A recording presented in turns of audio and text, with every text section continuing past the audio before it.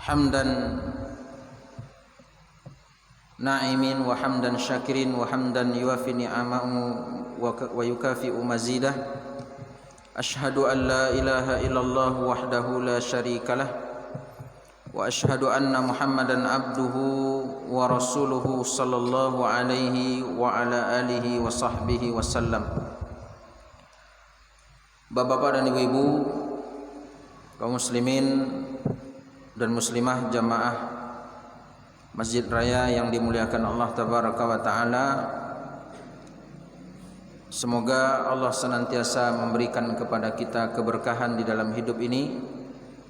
Pada malam hari yang berbahagia ini kembali kita hadir di hadapan jamaah sekalian untuk menyampaikan beberapa hal berkenaan dengan ibadah kurban yang sebentar lagi akan kita laksanakan, tentunya dengan harapan kita bahwa apa-apa yang kita laksanakan sekarang maupun di masa yang akan datang menjadi amal ibadah yang diterima oleh Allah Subhanahu wa Ta'ala. Baiklah Bapak Ibu, untuk mempersingkat mukaddimah kita, maka saya terlebih dahulu melanjutkan sejarah kurban ini. Sudah ada ya semenjak zaman Nabi Adam alaihissalam. Jadi kita bahas terlebih dahulu bahwa sejarah kurban itu sudah ada semenjak Nabi Adam alaihissalam. Ketika Allah Subhanahu wa Ta'ala memerintahkan kepada kita untuk membaca Al-Quran, misalnya di dalam surah Al-Ma'idah ayat 27, Allah Subhanahu wa Ta'ala berfirman, watslu naba'i ibni Adam, dan bacalah kisah tentang dua orang anak Adam. Ya, ketika idh qarraba kurbanan, ketika keduanya itu mendekatkan diri kepada Allah dengan satu kurban. Ya, jadi mereka yang dikenal dengan sebutan Habil dengan Qabil. Maka di ayat ini Allah Subhanahu wa Ta'ala menyebutkan perihal ucapan Habil kepada Qabil. Di ujung ayat tersebut Allah Subhanahu wa Ta'ala mengatakan bahwasanya innama yataqabbalullahu minal muttaqin, sesungguhnya Allah hanya menerima kurban dari orang-orang yang bertakwa. Nah, sebelum kita lebih jauh Bapak dan Ibu, kenapa kita harus berkurban? Ya, maka kita terlebih dahulu memahami ternyata di dalam Islam konsep persembahan itu sudah ada, diatur oleh Allah. Kita mulai dari yang pertama. Sembelihan di dalam agama kita ini memiliki beberapa status atau hukum. Yang pertama, dia bersifat masyru'iyah, disyariatkan. Barusan saya sebutkan, yaitu berupa kurban, sembelihan yang dia disyariatkan pada waktu tertentu, dalam tenggat waktu tertentu, dengan kaifiat tertentu, dengan hewan yang juga ditentukan. Jadi lengkap aturan agama kita. Sebab kita kadang-kadang melihat ya, ada orang yang mungkin berasal dari agama atau keyakinan yang berbeda. Dia lakukan satu sembelihan. Ketika kita tanya untuk apa? Ini dalam rangka persembahan. Modelnya bermacam-macam. Ada yang dia memberikan persembahan itu kepada makhluk gaib. Ada yang persembahan itu mereka maksudkan untuk apa? Untuk perkara-perkara yang mubah. Nah, ini nanti akan kita klasifikasikan. So, itu saya katakan pengelompokan sembelihan di dalam Islam itu terbagi kepada yang pertama tadi kurban, ya sesuatu yang disyariatkan. Yang lain yang disyariatkan apa lagi? berkaitan dengan kelahiran. Namanya apa? Nasikah atau akikah, nama umum yang kita pakai.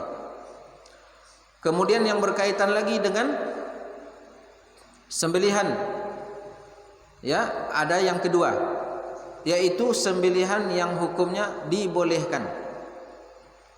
Sembelihan yang hukumnya dibolehkan ini terbagi kepada dua model. Model pertama yang dimaksudkan untuk dikonsumsi ataupun dijual, ya, atau dijadikan bisnis.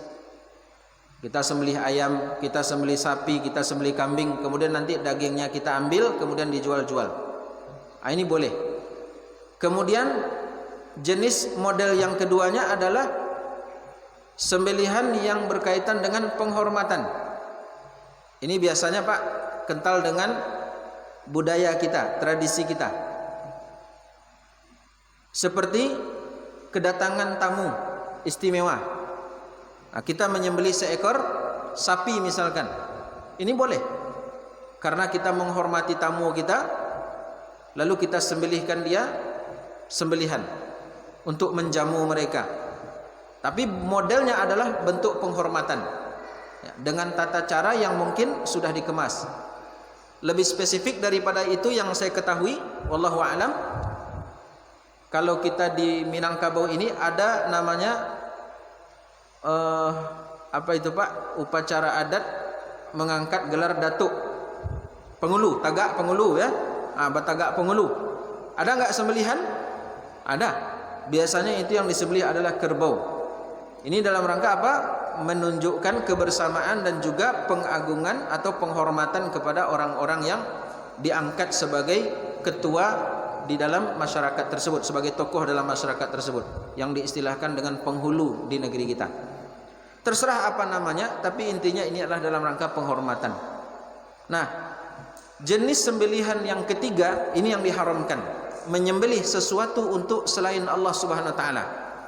Karena Bapak Ibu yang dimuliakan Allah, saya ingin bicarakan di sini bahwa menyembelih sesuatu untuk selain Allah ini masuk dalam kategori kesyirikan yang pernah dilakukan oleh orang-orang jahiliyah di zaman dahulu. Mereka menyembelih hewan-hewan itu, kemudian mereka maksudkan dengan sembelihan tadi untuk selain Allah Subhanahu wa taala, dalam rangka mendekatkan diri kepada, ya, yang mereka maksud tadi dari berhala-berhala yang ada. Allah Subhanahu wa taala menyebutkan, ya, di dalam Al-Qur'an bahwa wala tadharunna alihatakum wala tadharunna wadda wala suwa'a wala ya'uqa wa yaghutsa wa nasra. Itu ada 5 berhala yang disebutkan yang ada di zaman Nabi Nuh. Ya, tepat pula suratnya dalam surat Nuh. Jangan kalian tinggalkan Tuhan-Tuhan kalian. Ini bentuk jamak, ya, alihah, bukan ilah. Kalau kita biasanya nyebut ilah, la ilaha illallah. Sekarang tidak. Wala tadharunna alihatakum, jangan kalian tinggalkan Tuhan-Tuhan kalian, sesembahan-sesembahan kalian. Siapa mereka? Wala tadharunna wadda, yang pertama wad. Jangan kalian tinggalkan wad, kemudian jangan kalian tinggalkan suwa, jangan kalian tinggalkan yaghus, jangan kalian tinggalkan ya'uq, jangan kalian tinggalkan nasr. 5 nama ini Bapak dan Ibu adalah orang-orang soleh sewaktu hidupnya, yang kemudian setelah mereka meninggal, generasi berikutnya ingin mengenang mereka, dibuatlah patung-patung. Dibuatlah apa? Patung-patung. Kalau bahasa kita sekarang apa? Monumen. Dibuat itu. Nah, kan ada patung ini, patung Wad, ada patung Suwa, ada patung Yaghus, ada patung Ya'uq, ada patung Nasr. Ini 5 orang soleh. Dibuatlah patung. Lalu orang pun mulai di sana duduk-duduk. Istilahnya kita mengenang-kenang jasa ini orang-orang soleh sewaktu hidup dulu, bagus. Supaya mereka ketika terlalaikan, mereka duduk di sisi patung tadi, kemudian timbul semangat lagi. Ini awalnya. Namun lama-kelamaan generasi pun berganti. Tiba di masa generasi yang tidak tahu lagi bahwa mana yang benar, mana yang salah, mana yang tauhid, mana yang syirik. Akhirnya mereka pun menjadikan patung tadi sesuatu yang mereka sembah. Itulah kenapa rentang waktu jarak dari Nabi Adam kepada Nabi Nuh yang 10 kurun itu, sebagian mengatakan 10 kurun itu 10 generasi, tapi sebagian mengatakan 10 abad. Katakanlah 1000 tahun. 1000 tahun antara Nabi Adam dengan Nabi Nuh itu tidak pernah terjadi kesyirikan Bapak dan Ibu. Sampai pada abad yang ke-10, maka terjadilah kesyirikan yang pertama kali di muka bumi, yaitu pada masa Nabi Nuh. Inilah alasan kenapa Allah mengutus Rasul yang pertama, yaitu Nuh alaihissalam. Ya, jadi Nuh alaihissalam adalah Rasul yang pertama Allah Subhanahu Wa Taala utus ke muka bumi ini untuk kembali memulihkan yang tadinya perbuatan syirik dilakukan, ya, dari anak Adam ini, dari keturunan Adam ini, agar mereka kembali memurnikan ibadah kepada Allah. Dan di antara kesyirikan-kesyirikan yang mereka lakukan itu Bapak Ibu adalah mereka menyembelih untuk selain Allah Subhanahu Wa Taala.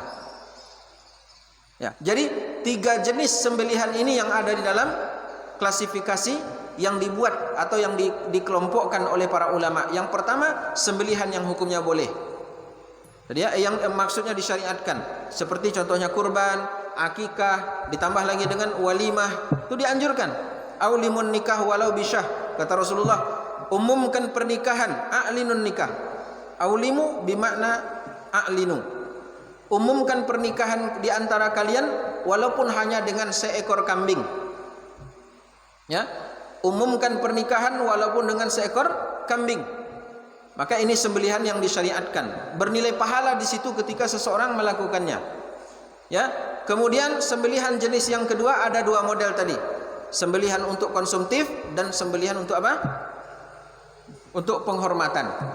Dan yang ketiga modelnya adalah sembelihan yang diharamkan. Ketika kita melakukan sembelihan untuk selain Allah, maka di antara bentuk kesyirikan yang terjadi sekarang banyak dilakukan oleh, ya, orang-orang yang tidak mengerti tentang masalah ini. Akhirnya mereka menyembelih sesuatu untuk selain Allah. Apa contohnya? Mereka sembelih untuk kuburan-kuburan yang dikeramatkan. Disembelih sesuatu untuk selain Allah enggak boleh. Harus disembelih itu adalah untuk Allah Subhanahu Wa Taala. Nanti darahnya kemudian digunakan untuk pengobatan macam-macam. Seperti yang terjadi di beberapa wilayah di Indonesia ini, yang mereka menjadikan kepala hewan tadi di apa namanya itu, di laut itu, diarungkan di laut. Diistilahkanlah nanti dengan sedekah laut. Kemudian ada lagi nanti para petani takut gagal panen, disembelih sapi, kemudian nanti kepala sapinya tidak diambil, tetapi diapakan? Diletakkan di salah satu tempat, atau mungkin mereka tanam ke dalam tanah dengan ritual yang khusus, dengan cara yang khusus. Ini sembelihan yang dilarang di dalam Islam. Jadi Bapak Ibu yang dimuliakan Allah Tabaraka Ta'ala, berkaitan dengan pemahaman kita terkait akan sembelihan itu, karena modelnya di dalam agama kita sudah sempurna, artinya sudah ada ketentuan.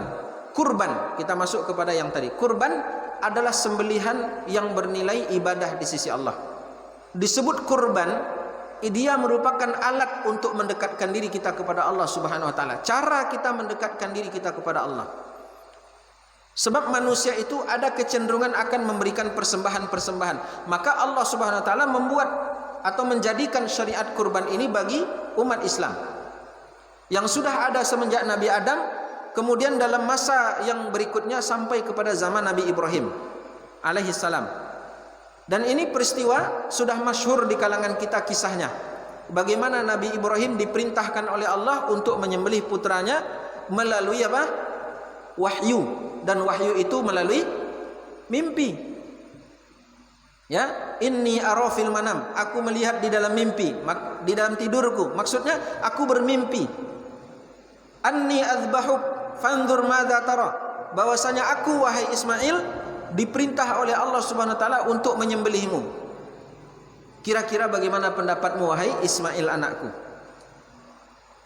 Apa jawaban Nabi Ismail? Ya abatif'al ma tu'mar satajiduni insyaallahu minas salihin. Apa kata Nabi Ismail? Wahai ayahku, kalau memang itu perintah dari Allah, maka laksanakan. Betapa relanya Ismail itu, laksanakan. Apa masalahnya? Bukankah itu perintah Allah? Bukankah itu suruhan Allah? Ya, kalau Allah yang suruh, if'al, laksanakan saja. Karena Ismail ini Bapak dan Ibu memanglah cikal bakal dari anak yang soleh itu sudah terlihat dari mudanya. Sehingga Nabi Ismail alaihissalam pun dia tidak banyak pembicaraan dengan orang tuanya. Ya abati, wahai ayahku sayang, if'al ma tu'mar, cukup kau laksanakan apa yang diperintah. Itu kalau terjemahan letterleknya begitu. If'al ma tu'mar, laksanakan apa yang diperintah. Sudah. Jangan lihat kepada siapa perintah itu diarahkan, tapi apa bunyi perintahnya. Allah suruh engkau wahai ayahku menyembelih aku, laksanakan saja. Karena Nabi Ismail punya keyakinan yang sangat luar biasa. Tentunya seluruh Nabi dan Rasul punya keyakinan semisal itu. Apa itu? Kalau Allah memerintahkan sesuatu, kemudian kita laksanakan, yakinlah bahwa Allah tidak akan menzolimi kita dalam perintah yang kita laksanakan tersebut. Karena Allah bukanlah zat yang memiliki sifat zalim. Pasti ada kebaikan besar. Makanya kita sebagai manusia, sebagai hamba, kita harus yakin ketika Allah suruh kita untuk berkurban, mungkin dalam angka-angka 2.500.000 itu hilang, dimakan sendiri atau dibagikan kepada kerabat, dibagikan kepada kaum muslimin, hilang 2.500.000. Bayangkan Bapak dan Ibu yang dimuliakan Allah, kita mungkin sudah susah payah, mungkin ada sebahagian orang mengumpulkan uang itu 1.000 perak, 2.000, 10.000, dia tabung, baru dia bisa berkurban. Ini bukan cerita haji. Kalau haji sudah terlalu banyak cerita. Ada orang yang berkurban itu tidak mudah mengeluarkan uang. Sepanjang tahun dia tabungkan uangnya sampai sudah cukup 2.500.000 misalnya, baru dia serahkan kepada panitia. Alhamdulillah dia bisa berkurban dengan kesungguhan karena dia punya keyakinan sebagaimana yang Nabi Ismail memiliki keyakinan. If'al ma tu'mar, cukup engkau lakukan wahai ayahku apa yang diperintah. Lihat apa yang Allah perintahkan di situ, yaitu Allah memerintahkan Nabi Ibrahim menyembelih Ismail. Ya sudah, kalau itu adalah medianya aku sembelih. Jangan gara-gara medianya aku kemudian engkau tidak mentaati perintah Allah. Makanya Nabi Ismail memberikan kalimat yang jelas dan tegas kepada ayahnya. If'al ma tu'mar, laksanakan wahai ayah apa yang diperintahkan. Jangan lihat kalau seandainya diperintah kepada Nabi Ibrahim, wahai Ibrahim sembelihlah anak tetanggamu itu, mungkin Nabi Ibrahim tidak akan terlalu sedih, dan bukan anak dia.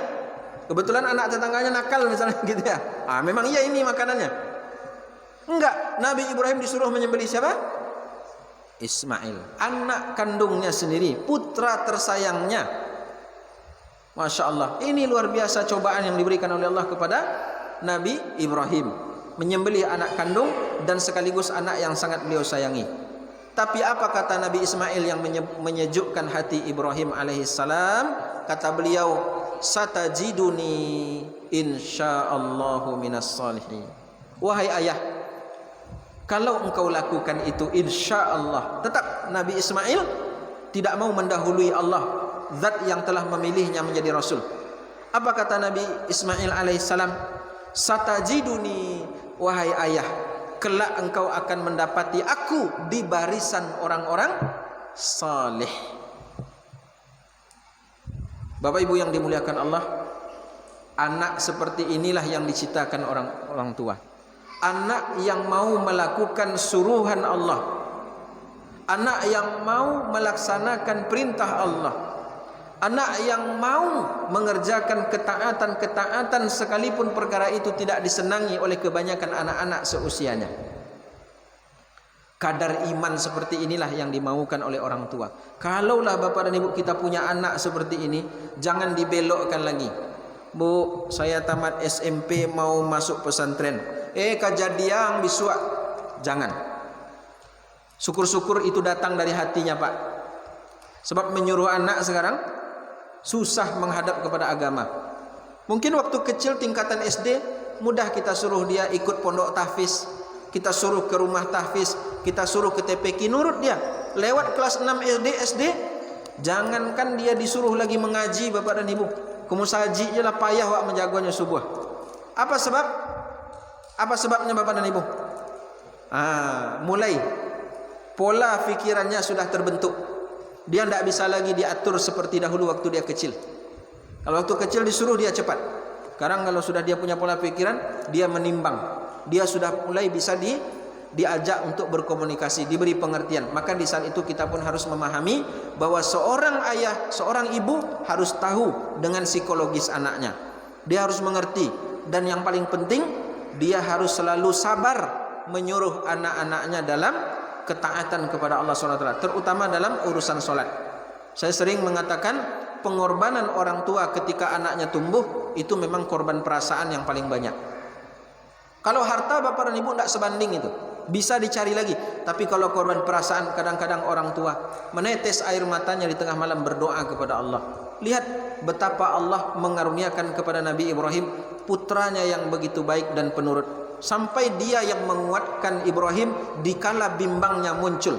Bayangkan bapak dan ibu, wahyu turun bukan melalui malaikat, tapi lewat mimpi.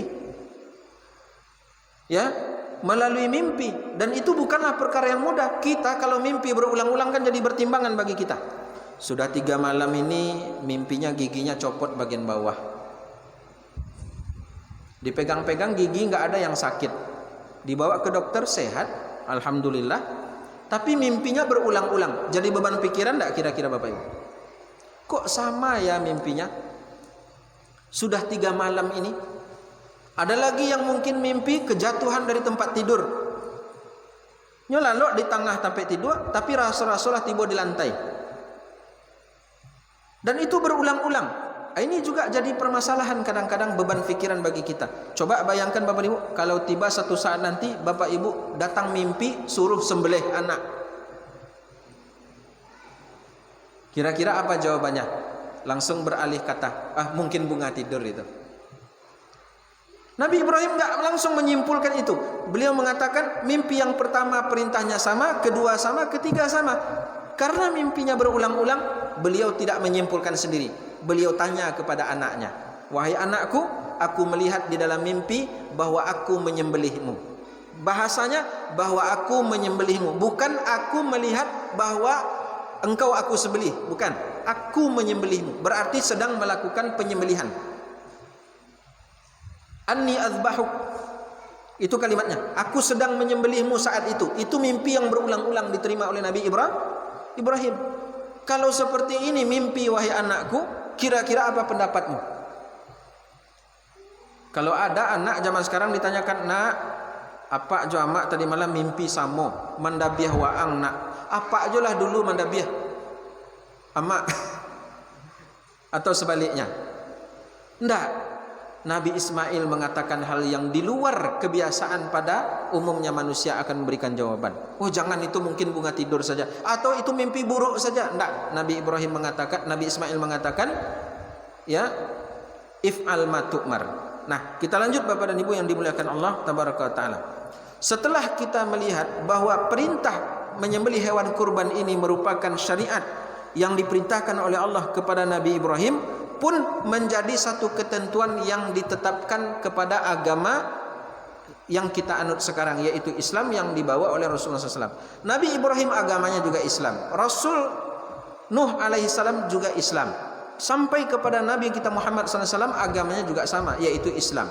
Karena Allah Subhanahu Wa Taala menyebut dalam surah Ali Imran, Innad dina indallahil Islam. Sungguhnya agama di sisi Allah itu adalah Islam. Baik. Konsepnya sama, yaitu mengesahkan Allah dengan ibadah, termasuk dengan berkurban tadi. Tujuannya adalah untuk mengesahkan Allah. Nabi Nuh, Nabi Ibrahim, kemudian sampai kepada Nabi Muhammad SAW, syariat kurban ini terus ada dalam bentuk atau model yang berbeda sampai kepada zaman Nabi Ibrahim. Turun daripada zaman Nabi Ibrahim ke sini, semua syariatnya sama, ketentuannya sama bapak ibu.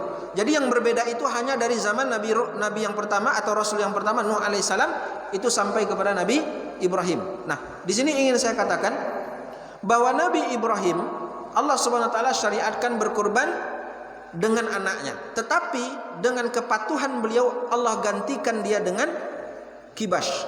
Kalau di kita bahasanya kibas itu domba dengan ciri-ciri tertentu. Di bagian matanya ada warna hitam, di bagian lututnya itu, persendian lututnya juga ada warna hitam. Itu disebut dengan kibas.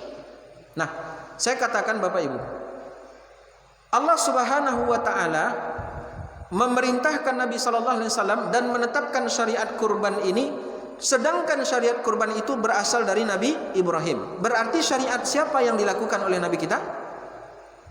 Syariatnya Nabi Ibrahim. Nah, saya ingin menjelaskan satu kaidah.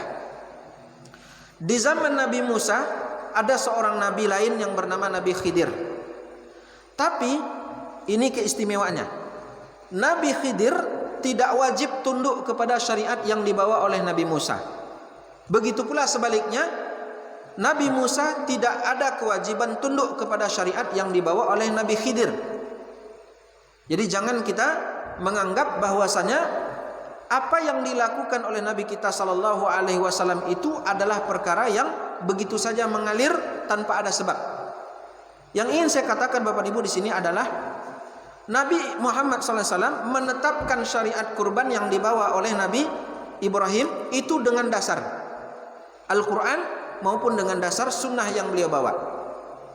Artinya tidak semua syariat nabi-nabi dan rasul terdahulu itu bisa kita benarkan begitu saja.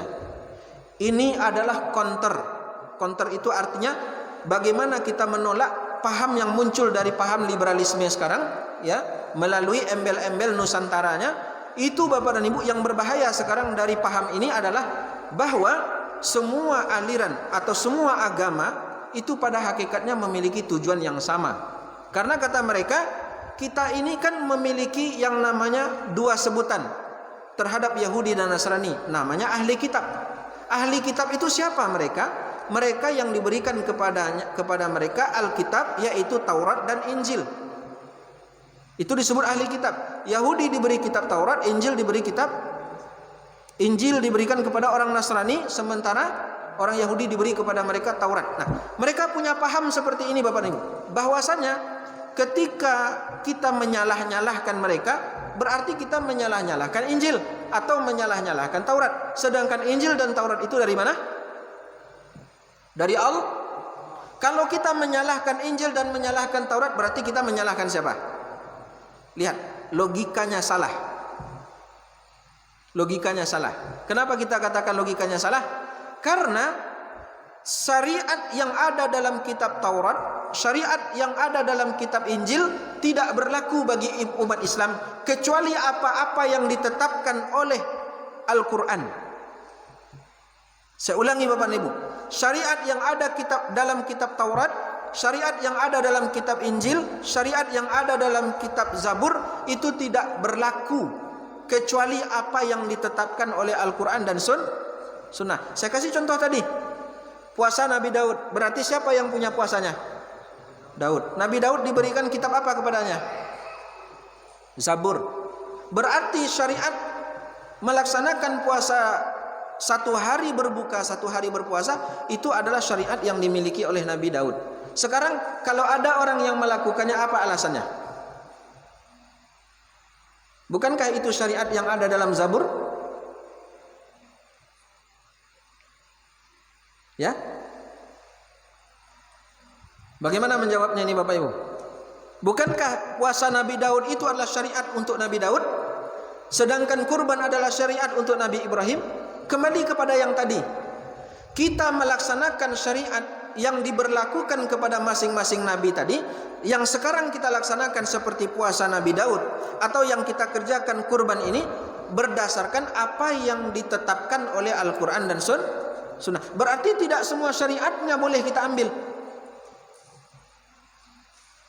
Dipahami Bapak Ibu sampai di sini? Paham ya? Jadi artinya walaupun ada syariat dari Nabi dan Rasul terdahulu yang kita pakai sekarang, itu bukan kehendak kita untuk memakainya, tetapi atas ketentuan Al-Quran dan Sunnah. Kalau Al-Quran tidak menentukan dan Sunnah tidak memerintahkan kita berpuasa Daud atau berkurban, maka kita tidak akan pakai itu.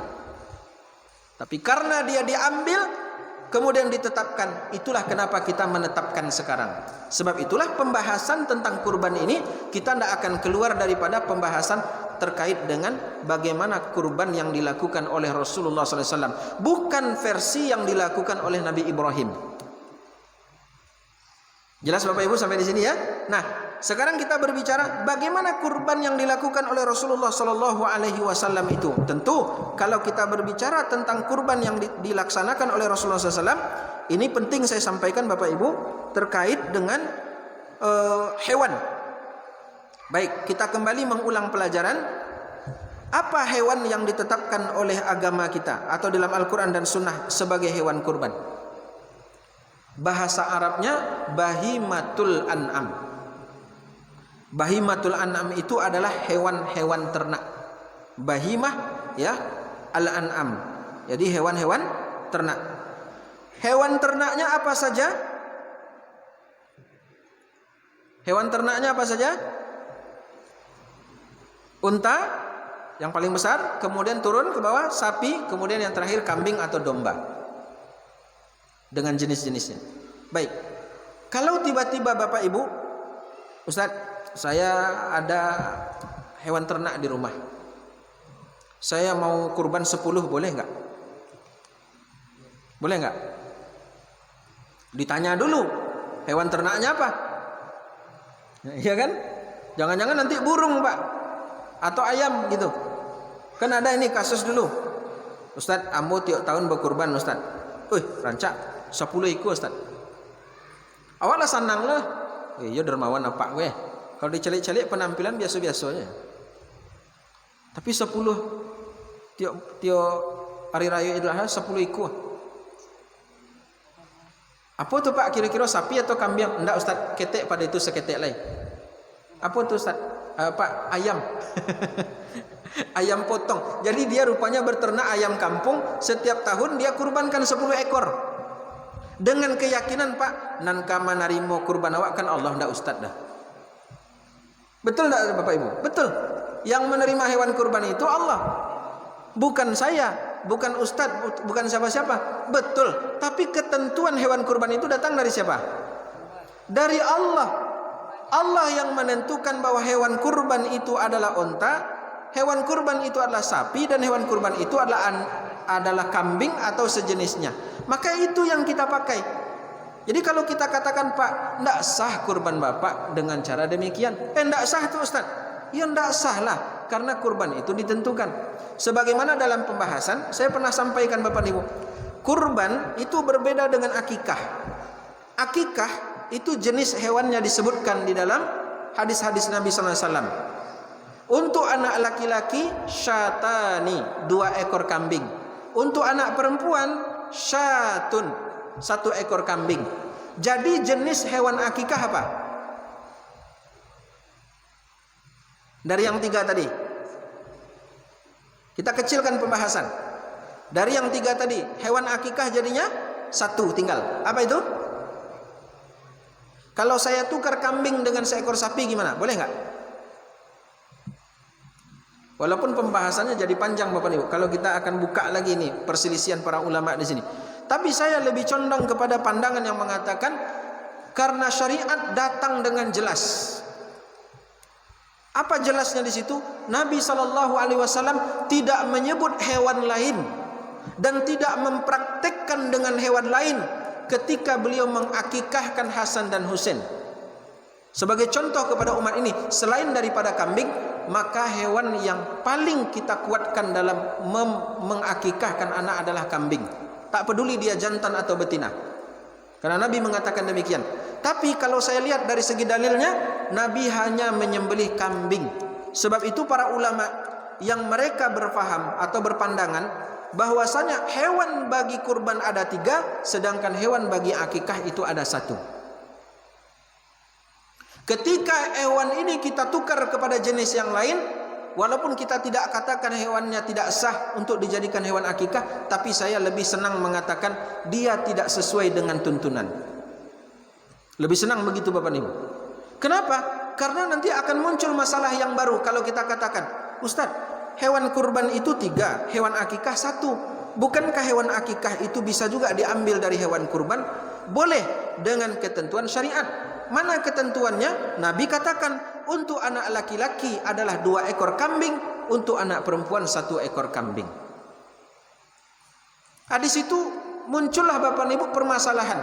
Adanya sebahagian perbuatan di antara manusia yang mereka apabila ingin berakikah anaknya, lalu dia ambil 7 orang anak, kemudian dia gabungkan jadi 1 seperti kurban. Pengkiasannya tidak tepat. Kenapa saya katakan tidak tepat? Karena yang pertama, ini ibadahnya kurban, ada ketentuan setiap tahun dengan maksud yang lebih besar. Sementara akikah tidak demikian. Dua, kias yang lain, hewan kurban dia tidak boleh, dia boleh dibagikan lebih daripada satu hari. Pama kita punya daging di rumah bapak dan ibu, ada kira-kira 10 kilo kita dapat jatah karena kita yang berkurban. Lalu kita bagi-bagikan besok, lusa, sepekan lagi, itu boleh. Tapi untuk hewan akikah dia harus habis satu hari itu dibagikan. Ini ketentuan lagi. Artinya apa? Ada pemberlakuan yang khusus terhadap sembelihan-sembelihan ini. Jadi tidak sembarang kita berlogika atau mengkiaskan boleh. Yang penting kan hewannya juga hewan kurban. Walaupun dari sisi ini ada ulama yang membenarkan, tapi kalau kita ambil dari sisi dalil, maka kita hanya menemukan hewan akikah hanya satu, yaitu kambing atau domba. Pilih salah satunya saja. Jadi Bapak Ibu yang dimuliakan Allah Tabaraka Taala, oleh karena itu hewan kurban yang kita bicarakan atau kurban yang kita bicarakan pada malam hari ini berkaitan dengan apa? Ketentuan syariat baik dari segi jenis. Baik. Lalu kita sampai Bapak Ibu kepada bagian berikutnya. Apa itu? Ketika kita berbicara tentang kurban, maka kita tidak bisa melepaskan diri dari yang namanya batasan-batasan syariat yang melarang seseorang untuk melakukan hal-hal yang jelas di sana muncul dalil-dalil atau sisi-sisi pendalilan yang memang Allah Subhanahu wa taala dan Rasulnya jadikan itu larangan. Contoh saya ambil, ini berkaitan dengan penentuan hari raya, ini agak bermasalah sebenarnya. Sebahagian orang ada yang berhari raya itu sudah di di hari yang berbeda ya. Kalau penentuan 10 Zulhijjah itu. Jadi ini memang ada sedikit problem seperti tahun-tahun yang telah berlalu ketika berbeda penanggalan Hijriah. Saya kasih contoh Bapak Ibu, di di Mekah orang i'tikaf misalkan di tanggal 9 Zulhijjah. Sementara di Indonesia menganggap bahwa tanggal 9 di sana itu masih tanggal 8 di sini. Yang terjadi adalah besoknya di sana tanggal 10, di kita baru tanggal 9. Beda ya? Artinya terjadi dua versi hari raya. Lalu yang mana yang mau diikuti? Yang mana yang mau diikuti? Kita kembali kepada hadis Nabi. Wadahhu yauma yudahhun. Berkurbanlah kalian di hari mereka berkurban. Mereka di sini siapa? Mayoritas kaum muslimin yang di situ ada ulil amri atau pemimpinnya. Hari apa mereka menetapkan adha, menyembelih, maka di hari itu kita menyembelih. Jadi kalau seandainya berbeda seperti ini, kita tidak wajib mengikut kepada Saudi. Enggak wajib Bapak dan Ibu. Kita mengikut ketentuan yang ada di negeri kita. Kalau di negeri kita misalkan mengatakan, sudah kita hari rayanya umpama sekarang tanggal 8 di kita, di sana sudah tanggal 9. Tahu-tahu di tanggal 10-nya berarti besok bagi mereka, di kita besok baru tanggal 9. Lalu apakah kalau kita menunda satu hari sah kurbannya? Sah. Karena perbedaan itu terjadi Bapak Ibu. Jadi tidak ada ketentuan kita harus mengikut keadaan yang ada di sana. Yang penting kita masih berada di tenggat waktu yang dibenarkan secara syariat. Jadi secara waktu saya mau mengatakan, sering kali terjadi pertanyaan-pertanyaan yang muncul terkait seputar masalah waktu menyembelih. Ustadz, kita hari raya itu jadinya kan tanggal 11. Kalau dihitung orang wukuf di Arafah tanggal 9. Karena pemerintah Indonesia menetapkan bahwa tanggal 10 di kita itu adalah tanggal 11-nya di Saudi. Kan begitu jadinya Bapak Ibu. Maka saya katakan, kalaupun kita menyembelih di tanggal 11 atau kita sholat id di tanggal 11, itu masih benar. Kenapa? Karena memang durasi yang ditetapkan oleh Rasulullah SAW, hari raya dalam Idul Adha itu ada 4 hari. 1 hari tanggal 10, kemudian ditambah hari tasyrik 3 hari. Nah itu hari raya kita umat Islam pada Idul Adha. Artinya kalaupun kita berkurban atau sholat id di tanggal 11 itu masih boleh. Cuman yang terjadi di Indonesia Bapak dan Ibu, banyaknya orang-orang yang mengambil kesimpulan hukum begini.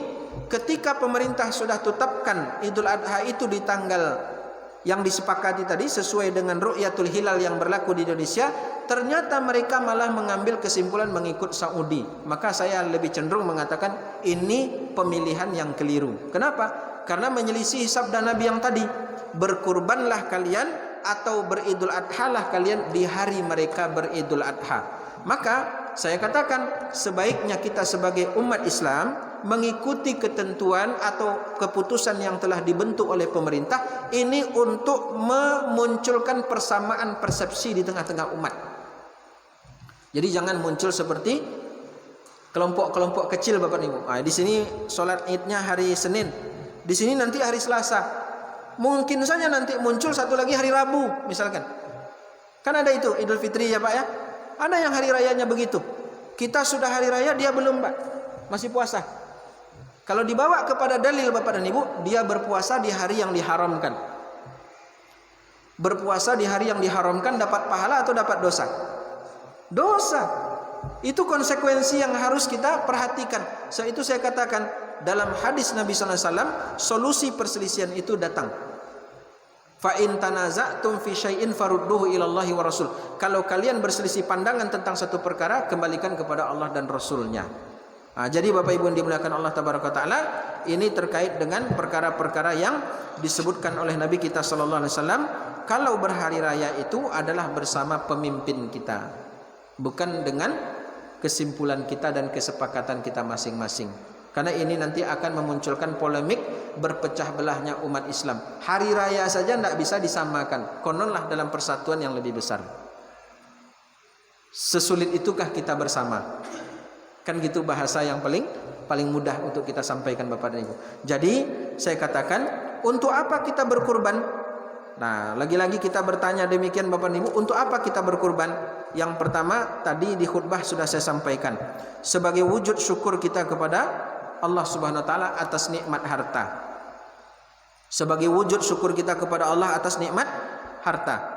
Maka dengan berkurban kita sudah masuk dalam kategori orang yang bersyukur kepada Allah Subhanahu wa taala. Sebab orang yang berkorban dia bersyukur, dia diberi oleh Allah harta sehingga dia bisa berkorban.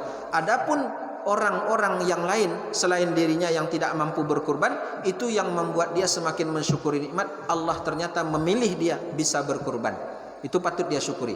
Karena tidak semua orang mampu berkorban. Yang kedua Bapak dan Ibu, kenapa kita harus berkorban? Tadi sudah saya sampaikan juga bagiannya, yaitu mengamalkan atau menghidupkan amalan ajaran daripada Nabi Ibrahim alaihissalam. Ya, menghidupkan ajaran yang ditinggalkan oleh Nabi Ibrahim. Bagaimana kepatuhan dan ketundukan mereka terhadap perintah Allah Subhanahu wa taala. Yang kedua, dengan berkorban kita melepaskan diri kita dari sifat kecintaan terhadap dunia. Yang ketiga, kita melepaskan sifat kecintaan yang berlebihan terhadap dunia. Karena di situ hilang sifat bakhil. Orang yang berkorban itu insya Allah Bapak dan Ibu, kalau dia terus lakukan, mungkin di awal-awal dia merasa berat, tapi lama-kelamaan dia menjadi orang yang ketagihan dengan amal kurban ini. Karena dia merasa senang bisa membagikan kenikmatan-kenikmatan kepada saudaranya dalam hal daging kurban. Dan yang keempat, kurban adalah min alamati taqwa ilallah. Dia merupakan tanda ketakwaan kepada Allah. Ya, dia merupakan tanda ketakwaan kepada Allah Subhanahu wa taala. Dan yang kelima, dia adalah al-intifa' 'alan nas. Dia bisa menjadi manfaat atau memberikan manfaat kepada manusia. Jadi dia bisa memberikan manfaat kepada orang banyak. Khairun nas anfa'uhum linnas. Karena Nabi bersabda, sebaik-baik manusia adalah orang yang bermanfaat bagi manusia yang lain. Jadi manusia yang paling baik itu adalah orang yang bisa memberikan manfaat untuk orang lain. Nah, mari kita amalkan ini Bapak dan Ibu. Ketika kita mampu untuk melaksanakan kurban, ya, ketika kita bisa untuk melaksanakan kurban, kenapa kita tidak mengambil ini sebagai jihad dalam hal harta kita? Bukankah dalam Al-Quran pun Allah ketika memerintahkan urusan jihad, Allah berfirman, wajahidu bi amwalikum wa anfusikum. Berjihadlah kalian dengan bi amwalikum. Didahulukan di situ kata amwal, kata harta. Karena yang paling sulit dikorbankan oleh orang itu ketika dia sudah memiliki dunia di tangannya adalah dalam urusan harta. Kalau jiwa, semua orang punya jiwanya. Tapi harta adalah sesuatu yang biasanya sulit mereka untuk mengorbankan. Makanya di sini didahulukan kalimat harta oleh Allah Subhanahu wa taala, yang hikmahnya adalah agar seseorang itu sebelum dia mengorbankan jiwanya, dia mampu melepaskan belenggu-belenggu kecintaan terhadap dunia. Jadi orang yang berkurban sejatinya dia sedang berupaya melepaskan belenggu-belenggu ini. Karena dunia itu akan selalu membelenggunya, Bapak dan Ibu. Makanya penyakit yang paling ditakutkan oleh Nabi sallallahu alaihi wasallam menimpa umat ini namanya penyakit wahan. Bukan penyakit dari Wuhan. Kalau penyakit dari Wuhan namanya Covid. Ya. Kalau penyakit wahan, Bapak Ibu, itu adalah hubbud dunya wa karahiyatul maut. Kecintaan yang berlebihan terhadap dunia dan takut dia kepada kematian. Nah, ini penyakit yang mau dihilangkan. Dengan apa itu dikikis? Salah satu jalannya adalah dengan kurban. Nah, jadi biasakan diri kita untuk berkurban. Kalau tahun ini mungkin dengan situasi kita yang belum mampu, tidak ada masalah.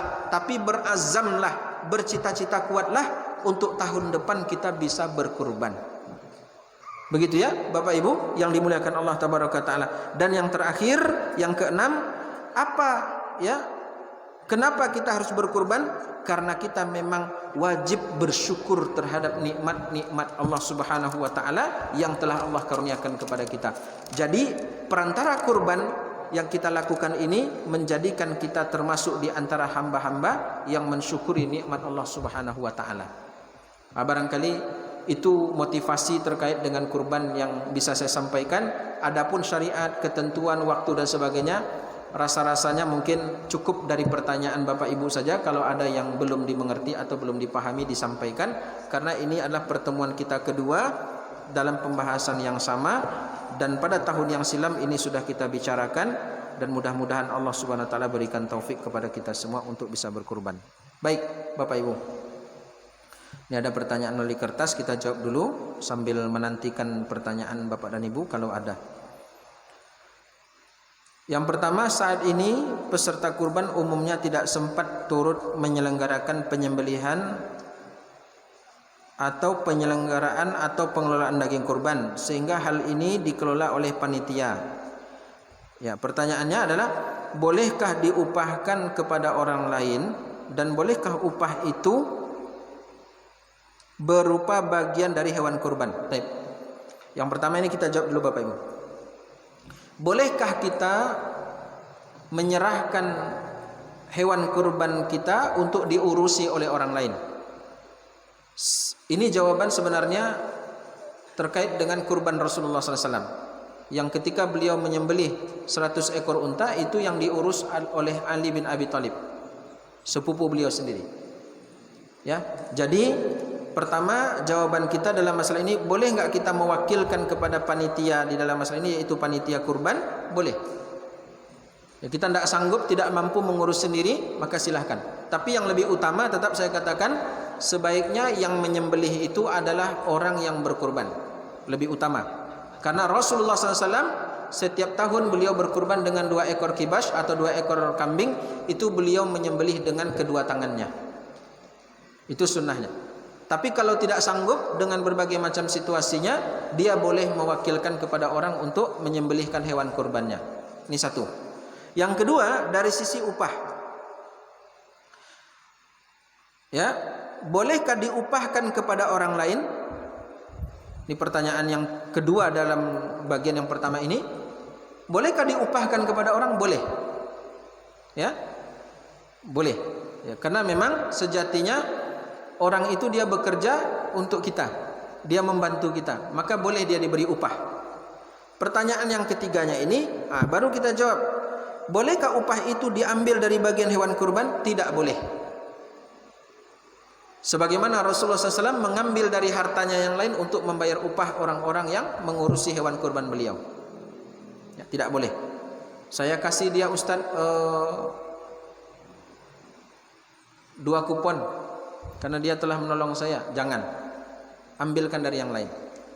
Ya, ambil dari kantong kita sendiri. Makanya sering saya katakan kepada pengurus masjid dan juga panitia kurban agar memisahkan antara upah ya dengan biaya untuk pembelian hewan kurban.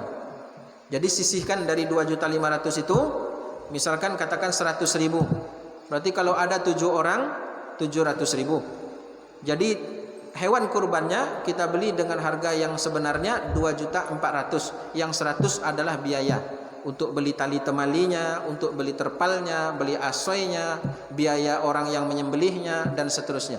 Pokoknya biaya untuk kebutuhan para pengurus ya panitia kurban ketika itu. Maka ini enggak masalah. Dibagikan saja. Jadi nanti kalau seandainya ada 7 ekor berarti ada 4.900.000. Ya. Nah, itu kan lumayan banyak yang harus disiapkan, mulai dari biaya menggembalanya. Biasanya kan ada itu sepekan sebelum dikasih dulu makan yang banyak supaya nanti dia kuat untuk disembelih, tidak sakit, sehat dia. Nah, maka kita keluarkan biaya untuk itu tidak masalah. Ya, yang penting upah itu tidak diambil dari hewan kurban. Ya, baik itu daging ataupun kulitnya enggak boleh. Ya, kalau diambilkan dari kulitnya, misalkan udahlah ambil upahnya, nanti berapa kulitnya terjual itulah upahnya, enggak boleh. Karena dalam sebuah hadis Nabi mengatakan, ya, tidak ada kurban bagi orang yang menjual dari sesuatu hewan kurban yang dia sembelih, ya, yang dia kurbankan. Jadi tidak ada kurban baginya. Nah, kemudian pertanyaan yang keduanya, berapa bagian yang boleh diambil atau dimakan oleh peserta kurban dari daging hewan kurban? Pertanyaan ini kita jawab dengan Nabi sallallahu alaihi wasallam bersabda, wa kulu wadakhiru wa tasaddaqu.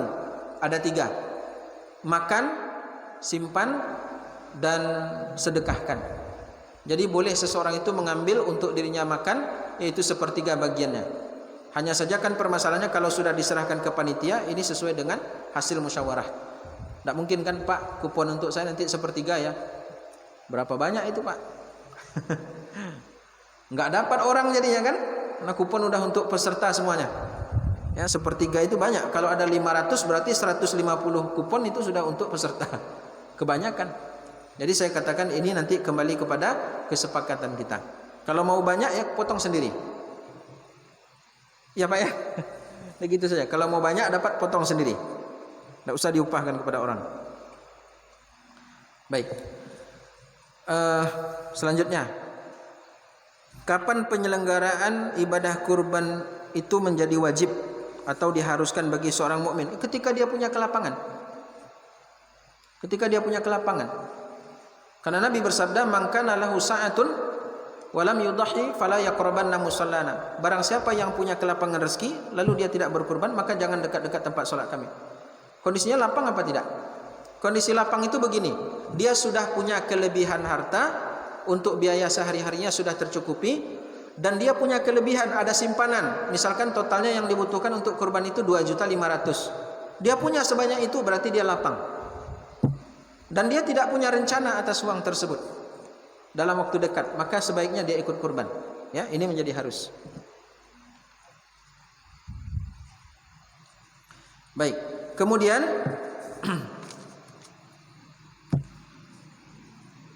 apakah jika kita banyak hutang bisa dijadikan alasan untuk tidak berkurban? Bisa.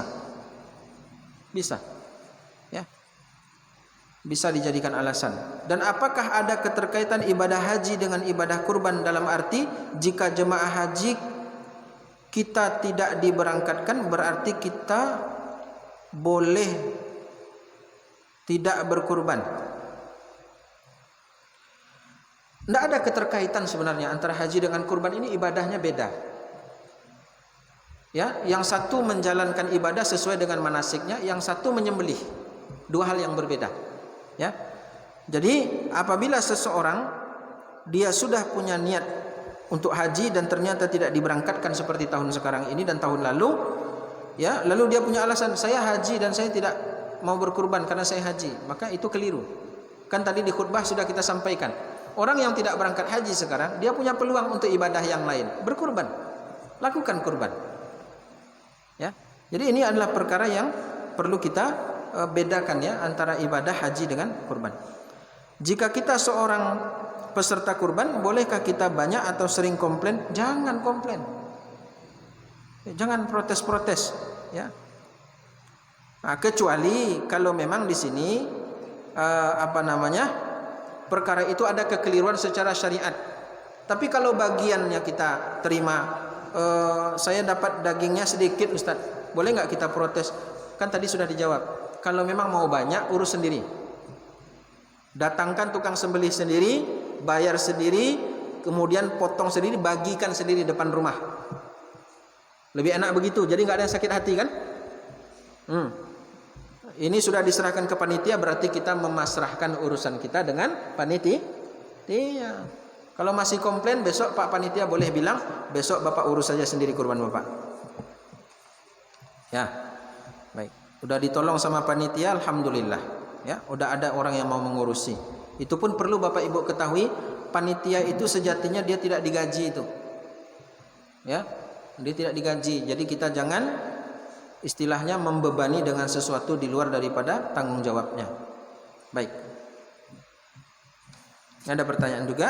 Jika seorang muslim atau mukmin ingin ikut serta ibadah kurban tetapi teruntuk pada orang tua yang sudah meninggal, bolehkah? Untuk ini ada jawabannya. Yang pertama, untuk orang yang sudah meninggal, dia punya wasiat, maka wajib ditunaikan. Yang kedua, untuk orang tua yang sudah mendaftarkan dirinya untuk kurban, tapi kadung dia meninggal lebih dahulu, teruskan. Ini juga wajib diteruskan. Yang ketiga, orang tua tidak berwasiat, tidak berpesan, dan juga tidak mendaftar. Bolehkah anak mengorbankan? Kalau mengorbankan nggak tepat bahasa Indonesianya. Masa orang tua dikorbankan? Mengkhususkan hewan kurban untuk orang tua yang sudah meninggal, maka kita katakan ini tidak ada tuntunannya dari sunnah Nabi SAW. Yang benar bagaimana? Yang benar adalah berkurban atas nama kita, niatkan juga pahalanya untuk orang tua yang sudah meninggal. Gitu caranya. Ya, Bapak Ibu. Baik, saya lanjutkan yang lembar terakhir ini. Ketika hewan kurban kita diupahkan kepada orang lain, maka upah tidak boleh dibolehkan dari daging kurban. Jadi bagaimana jalan atau cara dalam Islam agar pekerja tersebut juga mendapatkan daging kurban ini? Nah, bagus pertanyaannya. Nanyain solusi. Solusinya bagaimana? Solusinya serahkan dulu upahnya. Gitu? Serahkan dulu upahnya. Nih upah untuk Bapak yang sudah bekerja selama 1 hari ini. Dan ini Pak, jatah bagi masyarakat yang ikut, ya, bagi warga atau masyarakat yang ikut di sini, mereka apa? Menjadi warga di sini yang berhak menerima daging kurban. Jadi itu bukan upah namanya. Karena upahnya sudah kita selesaikan Pak. Jadi upahnya selesaikan dulu. Kasih dia upahnya, kan sudah selesai nih pekerjaan Pak. Ini 100.000, ya, bantuan. Kalau boleh bahasakan lebih halus ya, bantuan dari para peserta kurban ini mungkin yang dapat mereka berikan sebagai upahnya. Bapak sudah luangkan waktu, luangkan tenaga, ini dari mereka 100.000. Nah, kemudian ini yang daging ini bukan upah Pak, ini adalah apa? Sedekah yang disalurkan melalui panitia untuk semua warga kita yang ada di sini. Jadi dia tidak terhitung upah. Yang penting jangan lebihkan dia karena dia ikut membantu, karena itu upah. Bisa Bapak Ibu dipahami bedanya? Jadi kalau kita lebihkan, dia harusnya dapat 1 kantong atau 2 kantong. Tapi karena dia ikut andil di situ dikasih 4 kantong. Berarti yang 2 kantong itu upah. Jangan lebihkan. Karena kalau kita perlakukan lebih berarti karena kerja dia kita lebihkan. Mungkin begitu. Ya. Wallahu ta'ala alam bishawab. Iya Bapak. Wassalamualaikum warahmatullahi wabarakatuh.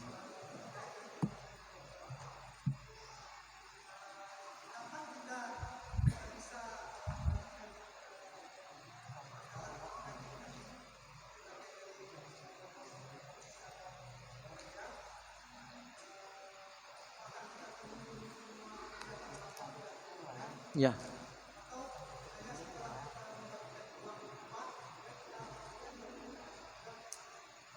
Boleh bersamaan, dengan perlakuan yang sama. Misalkan warga di situ masing-masing dikasih kupon 1 atau 2. Berarti kan kalau 1 atau 2 bungkus dapat. Maka untuk para pekerja ini pun diberlakukan sama, diberi dia 1 atau 2 bungkus, tidak dilebihkan. Karena kalau dilebihkan berarti asumsinya begini. Kenapa dilebihkan pertanyaannya? Karena dia bekerja. Itu yang nanti masuk dengan kaitannya upah. Makanya saya bilang lebih bagus kita kasih kepada dia upah. Jelaskan kepada dia, Pak, ini upah untuk Bapak 100.000. Kemudian ini sedekah dari para peserta kurban yang kami sampaikan, 1 atau 2 bungkus, dan perlakuannya sama dengan warga yang lain. Dia yang berbahaya itu, Pak, ada ini penyelenggara kurban, bukan panitia, tapi dia ikut di situ membantu-bantu. Sayangnya, Pak, kaki hilang pagi-pagi sudah hilang 2.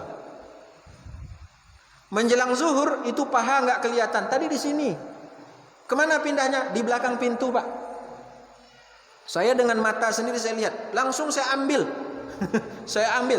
Dia pergi kan, saya ambil kakinya, saya larikan. Ya. Pencuri kena curi kan begitu.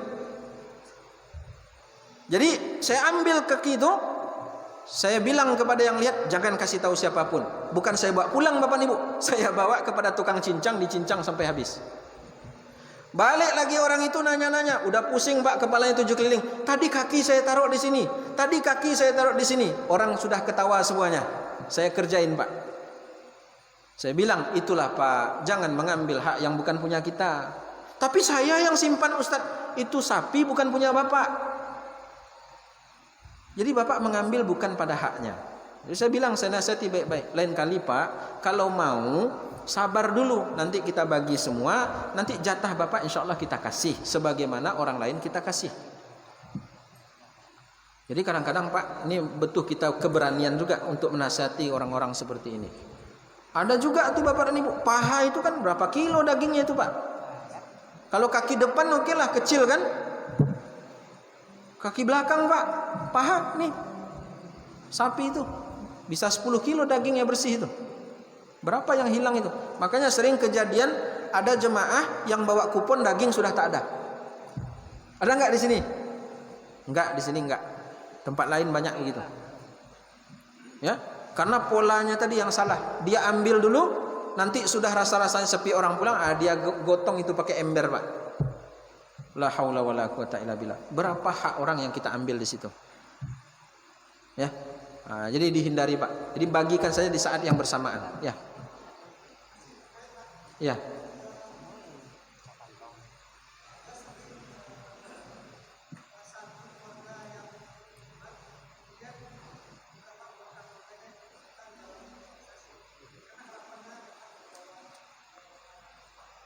Oh.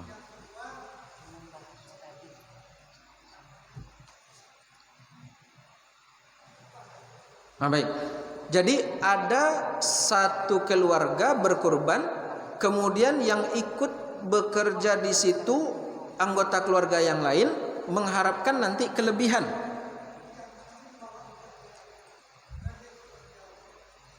Dia bekerja tapi dia membawa sendiri gitu. Oh, ada harapan membawa lebih gitu. Jangan. Kurban itu ibadah. Gitu Pak. Kurban itu ibadah. Artinya kalau ingin polanya seperti tadi kan kita sudah katakan di awal, kalau ingin dapat lebih atau memberi kepada kerabat dengan bilangan yang lebih, urus sendiri sehingga nanti dia bisa membagi sesuka hatinya dari kerabatnya, itu nggak masalah, boleh. Contoh Pak, saya kurban, saya kasih contoh. Saya kurban. Saya sembelih seekor sapi. Kira-kira beratnya dapat 90 kilo. Saya punya kerabat di sini, banyak kerabat saya. Saya dahulukan membagikan kepada mereka, tidak ada masalah dan tidak tercela Bapak Ibu, tidak tercela. Ya. Nah nanti baru sebagian yang lain saya bagikan kepada fakir miskin atau tetangga-tetangga saya yang bukan kerabat saya, boleh. Jadi sesuka hati kita. Tapi kalau sudah diserahkan ke panitia, mbok ya ikut kepada hasil musyawarah. Gitu. Ketika dia keluar dari hasil musyawarah, berarti dia telah keluar dari akad. Kalau bahasa Islamnya yang agak sedikit halus namanya khiyanah. Khianat terjemahannya. Kan nggak bagus dalam muamalah seperti itu.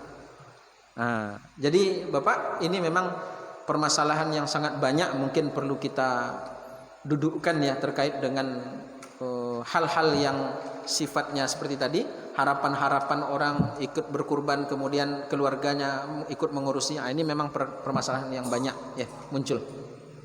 Yang mana lagi?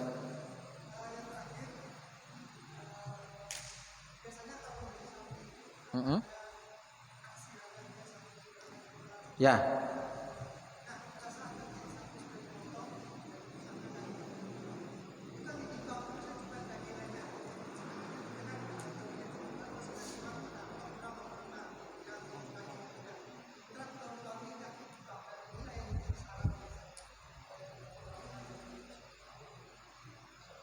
Ya. Kalau dalam tuntunannya dibagi semua, yang bisa diambil manfaat darinya dibagi semua. Artinya bisa orang mengambil manfaat darinya, tapi kalau seperti kulit nggak bisa dikonsumsi, misalnya nggak pandai mengolah dan sebagainya, takutnya nanti mubazir, bisa dengan cara menyedekahkan kulit itu 1 lembar kepada orang miskin, kemudian nanti orang miskin itu yang menjual, silahkan. Nah, adapun tulang-tulang ini dilihat nanti pengolahannya dan sebagainya, itu memang perlu kita pikirkan ya, supaya dibagikan rata. Nah, tapi kalau memang tidak, kalau ada orang yang tidak mau, oh, saya nggak mau tulangnya, ya sudah, kita nggak kasih dia tulang. Takut nanti dia juga nggak memanfaatkan itu, walaupun sebenarnya tulang itu bisa dimanfaatkan untuk hal yang lainnya. Jadi Pak, nggak harus ditimbang dengan tulang-tulangnya gitu. Adapun meleset taksiran itu biasa Pak, dalam dunia takar-takaran, namanya juga takar-takaran. Kadang pas, kadang tidak, kadang berlebih, kadang kurang, biasa. Tinggal kita nanti memang memperhitungkan segala sesuatunya, ambil angka minimum supaya nanti pembagian bisa menjadi agak sesuai dengan timbangan yang ada. Lebih mendekatilah kepada perkiraan. Biasanya orang dapat 1,5 kilo, gara-gara kita salah taksir mungkin dapat 1,3, ya nggak masalah. Tapi jangan nanti ditaksir 1,5 kilo per orang dapat, ketika ditimbang dapat 0,8 on. Nah, jauh sekali larinya gitu. Nah, mudah-mudahan ini sudah ada ahli biasanya yang begini-begini. Dilihatnya sapi, ini sapi ini tidak diet ini, gitu kan? Berat ini, gitu kan? Tahu dia. Ya, mudah-mudahan apa yang kita bicarakan malam ini. Yang mana tuh Pak?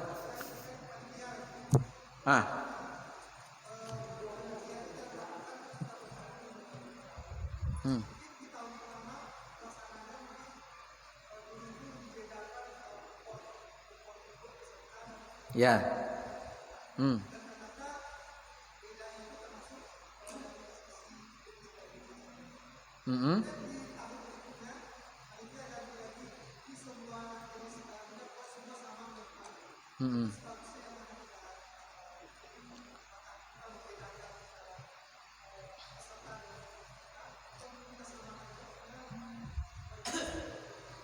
Ya.